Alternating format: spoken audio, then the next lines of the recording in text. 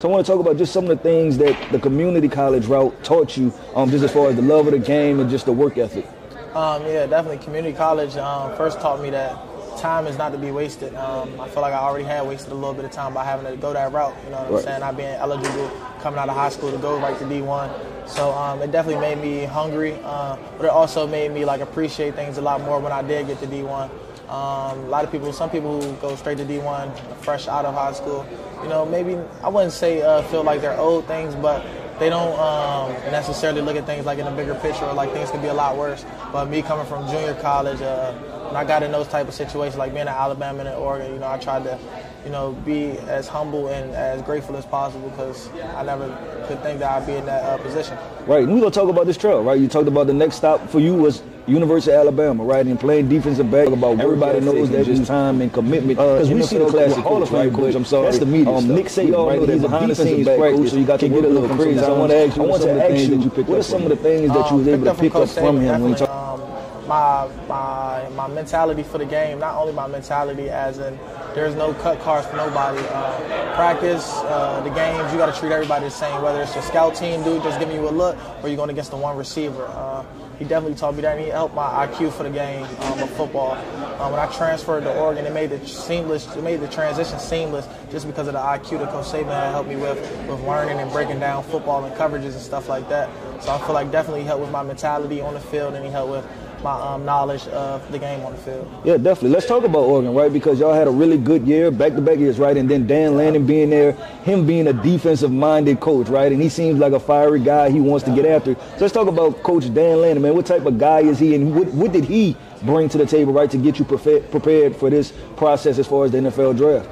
Yeah, being with Coach Lanning, honestly, he was honestly just, to me, if I ever thought about what Coach Saban could be like if he was younger, that was to be the younger version, honestly. Just very fiery coach, very inspired, knows the game of football in and out. He was a linebacker when he used to play. Yeah. So he knows the game in and out. And honestly, Coach Lanning just gave me the confidence that he had in my abilities and what he felt like I could bring to the team. And he told me from when I was there on my visit that he was going to ride with me till the wheels fell off. And that was honestly nothing short of what happened. He honestly rode with me throughout. Even I had one bad game this season, I would say, versus Washington the first time we played him. And he still stuck with me throughout the season. I can't thank Coach Lanning enough. Yeah, that's what's up, man. So listen, we at the Senior Bowl, right? So it's a must that we talk about practice run, right? How was practice for you? How was that experience to get coached by NFL coaches? What are some of the things you picked up on? And what are some of the things that you like, you know what, come next practice, I'm going to improve on and I'm going to shut down and dominate?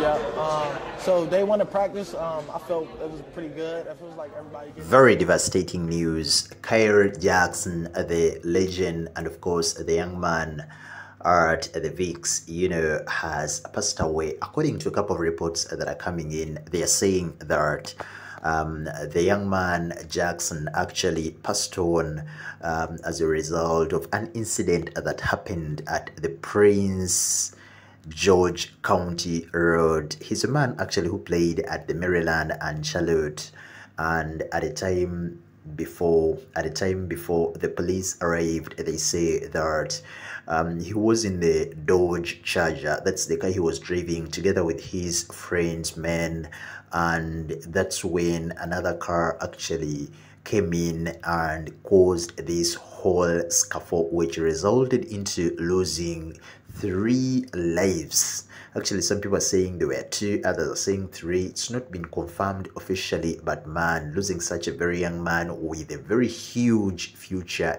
ahead of him is really very heartbreaking. The interview you've heard was actually recorded in February this year. That was February 16th, 2024, and he was taking us through his whole career and how he rose through different ranks to reach the level he was at. Man, it's really very, very heartbreaking to hear the sad news that the young man at the age of 24 has passed away. We are sending our deepest condolences to the family, friends, the fans, and everyone who's really close to Jackson. Rest in power, the king, Khyree Jackson.